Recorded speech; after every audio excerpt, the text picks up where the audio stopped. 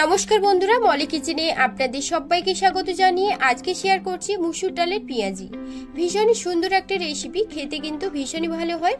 একবার হলেও এই রেসিপিটা বাড়িতে বানিয়ে দেখতে পারেন।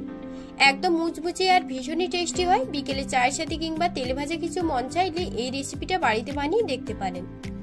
আজকের আমার এই রেসিপিটা যদি আপনাদের কাছে ভালো লেগে থাকে তাহলে লাইক কমেন্ট শেয়ার করতে একদমই ভুলবেন না, এবং পরবর্তী ভিডিওগুলো সবার আগে পাওয়ার জন্য চ্যানেলটিকে সাবস্ক্রাইব করে অল অপশনে ক্লিক করে রাখবেন, তাহলে খুব সহজেই আপনাদের কাছে পৌঁছে যাবে।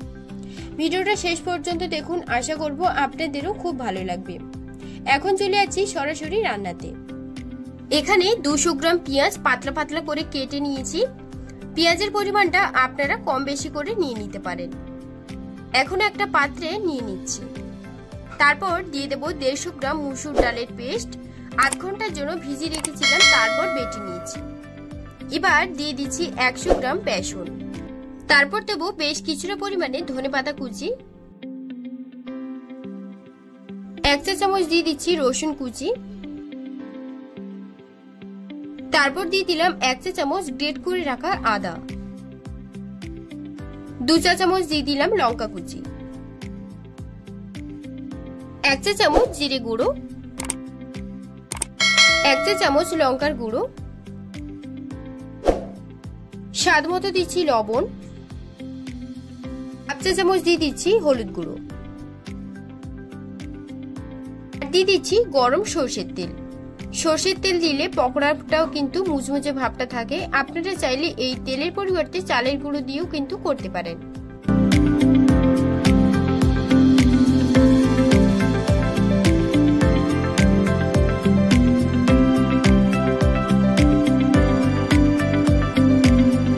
তো দেখুন, ভালোভাবে মেখে নিয়েছি।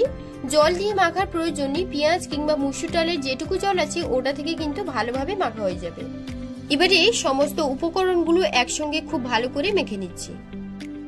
এরপর দেখুন মাখা হয়ে গেছে। এবার পকোড়াগুলোকে ভাজার জন্য তেল দিয়ে দিচ্ছি।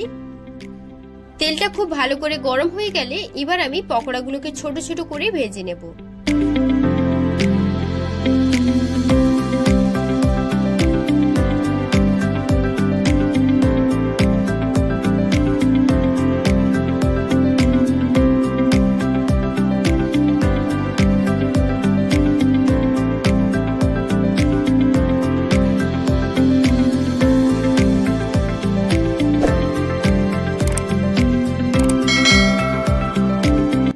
তেলে দেওয়ার পর ফ্লেমটাকে কিন্তু লো টু মিডিয়ামে রেখে ভাজতে হবে, না হলে ওপরের অংশগুলো পুড়ে যাবে আর ভেতরের অংশটা কিন্তু নরম থেকে যাবে।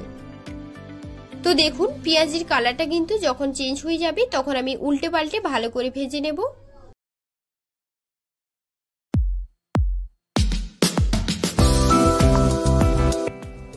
তো দেখতেই পাচ্ছেন পেঁয়াজিগুলো কিন্তু লাল লাল করে ভাজা হয়ে গেছে। এবার আমি পেঁয়াজিগুলোকে তুলে নেব।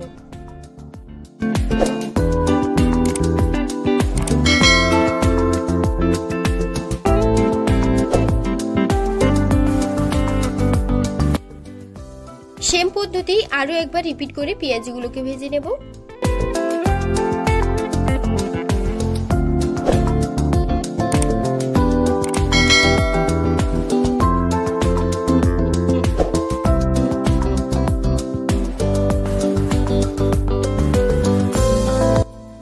তো আজকের আমার এই রেসিপিটা আপনাদের কাছে কেমন লাগলো কমেন্টে জানাতে একদমই ভুলবেন না, এবং রেসিপিটা যদি আজকের আমার ভালো লেগে থাকে তাহলে লাইক কমেন্ট শেয়ার করতে একদমই ভুলবেন না, এবং পরবর্তী ভিডিওগুলো সবার আগে পাওয়ার জন্য চ্যানেলটিকে সাবস্ক্রাইব করে অল অপশনে ক্লিক করে রাখবেন। আশা রাখবো আজকের আমার এই রেসিপিটা আপনাদের কাছে অনেক উপকারে এসেছে। যদি উপকারে এসে থাকে তাহলে লাইক দিয়ে দেবেন। আজকের মতো রেসিপিটা এখানেই শেষ করছি। আবার আসবো আপনাদের পছন্দের কোনো রেসিপি নিয়ে।